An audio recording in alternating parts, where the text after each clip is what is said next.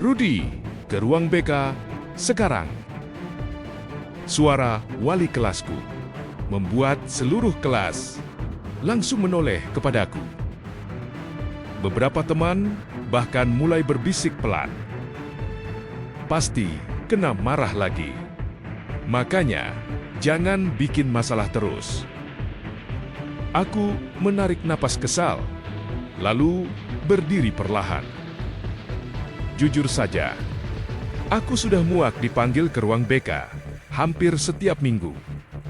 Dan orang yang paling membuatku kesal adalah Pak Ardi, guru BK di sekolahku. Beliau selalu terlihat galak. Tatapannya tajam. Nada bicaranya dingin. Entah kenapa, rasanya beliau selalu mencari kesalahanku. Hari itu, aku cuma terlambat 5 menit. Tapi beliau kembali menasihatiku panjang lebar di depan guru lain. Kalau kamu terus begini, masa depanmu bisa rusak, Rudi. Kalimat itu terus terngiang di kepalaku. Bagiku, semua itu berlebihan. Aku bahkan mulai berpikir, mungkin Pak Ardi memang membenciku. Namun, aku sama sekali tidak tahu bahwa malam itu akan mengubah semua pikiranku tentang beliau. Sejak ayahku jatuh sakit beberapa bulan lalu, hidupku memang berubah. Ibuku mulai bekerja sampai malam. Ayah hanya terbaring lemah di rumah. Dan aku mulai kehilangan semangat belajar. Nilai-nilaiku turun drastis. Aku sering terlambat. Kadang bahkan sengaja bolos pelajaran olahraga hanya untuk tidur di UKS. Tapi anehnya, Pak Ardi selalu muncul setiap kali aku mulai membuat masalah. Saat aku tertidur di kelas, beliau yang membangunkanku. Saat aku hampir berkelahi dengan teman, beliau yang memisahkan. Bahkan ketika aku diam-diam keluar sekolah saat jam istirahat, beliau juga yang menemukanku.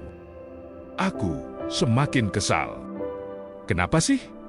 Beliau selalu ngurusin aku? Keluhku pada sahabatku, Yudi.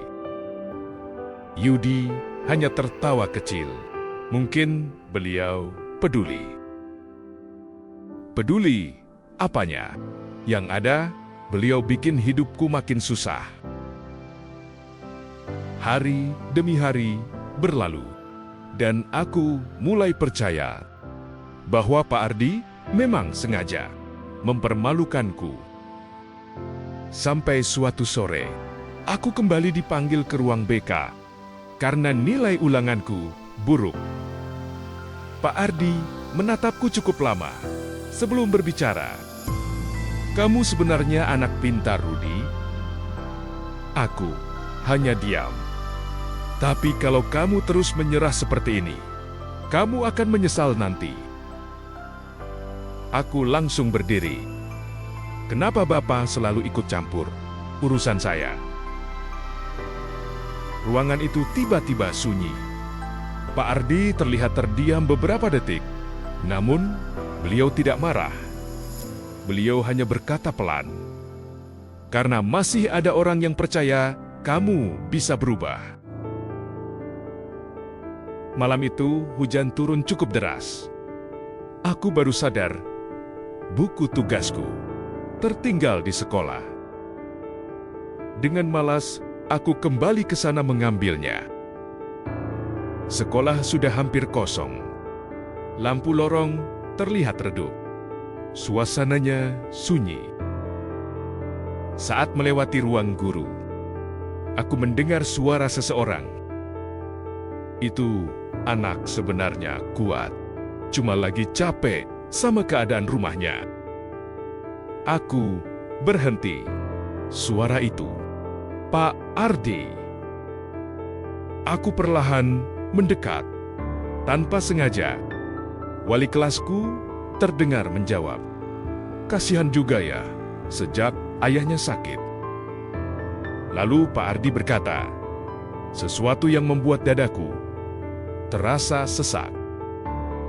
Saya cuma takut dia kehilangan masa depannya. Ayahnya pernah datang ke saya sebelum sakit parah. Beliau minta saya bantu menjaga Rudi di sekolah." Aku membeku. Jantungku berdetak cepat. Ayah pernah menemui Pak Ardi? Tanganku mulai gemetar. "Rudi anak baik," lanjut Pak Ardi pelan. "Dia cuma sedang merasa sendirian." Aku langsung menunduk. Air mataku mulai jatuh tanpa bisa kutahan. Ternyata selama ini beliau bukan membenciku. Beliau hanya menjalankan janji kepada ayahku. Semua omelan itu, semua teguran itu, ternyata karena beliau peduli. Dan untuk pertama kalinya, aku merasa sangat malu pada diriku sendiri. Keesokan harinya, aku kembali datang ke sekolah. Untuk pertama kalinya, aku datang lebih pagi. Saat melewati ruang BK, Pak Ardi terlihat cukup terkejut melihatku. Aku menunduk pelan. "Maaf, Pak." Beliau tampak bingung. "Untuk apa?"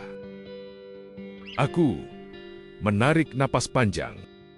Karena selama ini saya salah paham. Ruangan itu hening beberapa saat. Lalu Pak Ardi tersenyum kecil. Senyum yang belum pernah kulihat sebelumnya. Beliau menepuk bahuku pelan. "Yang penting, bukan seberapa sering kita jatuh, Rudi. Yang penting, kita mau bangkit lagi." Sejak hari itu, aku mulai berubah.